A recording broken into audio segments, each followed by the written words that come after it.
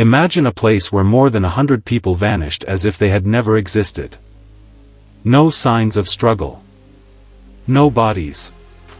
No graves. Only a single word carved into a tree, and a silence that has lasted for more than 400 years.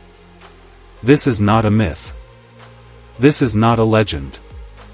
This is a real story from the 16th century, the disappearance of the Roanoke colony, one of the most disturbing mysteries in human history. The year is 1587. The 16th century. The Atlantic coast of North America, the very edge of the known world for Europeans. Before the colonists lies a wild land. Endless forests, swamps, heavy fog, and strange sounds echoing through the night. There are no roads, no cities, no rescue. Only nature, indifferent and unforgiving. England sends its fragile hope across the ocean. 115 people. Men, women, and children. They are not seeking glory, they are seeking a home. Leading the expedition is John White, an artist, cartographer, and the appointed governor of the colony. With him is his daughter Eleanor, pregnant, frightened, yet still believing in a future. The settlers land on Roanoke Island. They build wooden houses, raise a palisade, and try to live as if this place might become permanent. But the land makes one thing clear from the beginning: outsiders are not welcome here. Food supplies shrink faster than expected. Relations with local tribes grow tense. At night, sounds come from the forest: footsteps, snapping branches, distant cries. People are afraid to leave the settlement. And yet, in the middle of this darkness, a symbol of hope is born. Inside a crude wooden hut, by dim light, a baby girl enters the world. Her name is Virginia Dare, the first English child born in the New World. For the colony, she is a sign. We are here to stay. We will survive. But hope does not last long in these lands. It soon becomes clear that without help from England, the colony will not survive. Hunger spreads. Disease takes hold.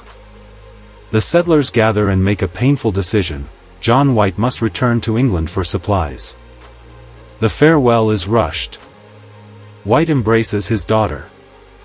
He holds the infant in his arms. He promises to return as quickly as possible. He does not know this will be the last time he ever sees them. In Europe, disaster unfolds. War breaks out. The Spanish Armada threatens England. All ships are seized for defense.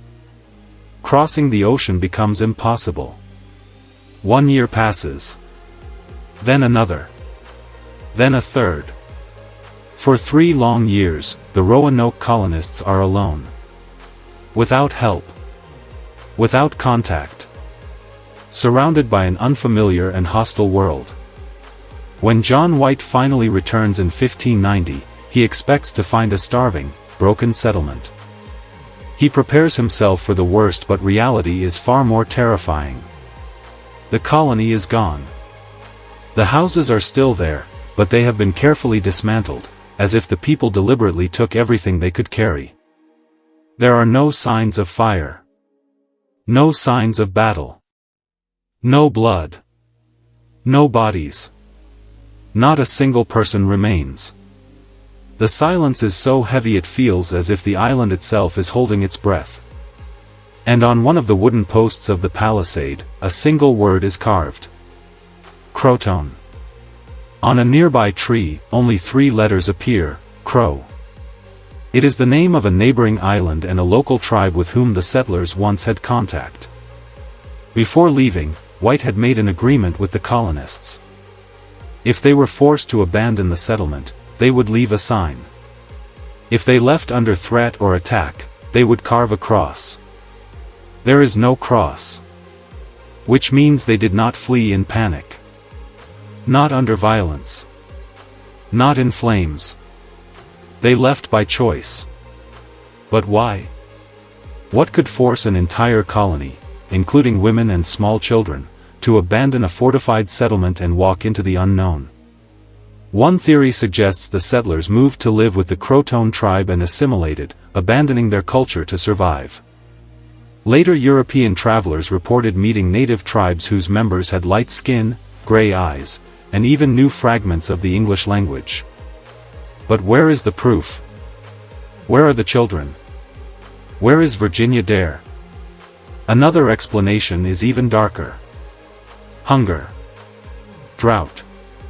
Disease. The settlers may have attempted to move inland, splitting into small groups and died one by one. Their bodies could have vanished into swamps and forests where time erases all traces. There is also the possibility of violence, hostile tribes, or even Spanish forces who considered the region their territory. But then why are there no signs of battle? Why did no one leave a final message? That is what makes Roanoke truly terrifying. Its disappearance was too quiet, too orderly, too deliberate. Centuries have passed. Archaeologists have found isolated English artifacts far from Roanoke, pieces of pottery, metal tools, fragments of weapons. Yet none of them provide a final answer. No graves. No letters. No diaries. Roanoke entered history as the Lost Colony.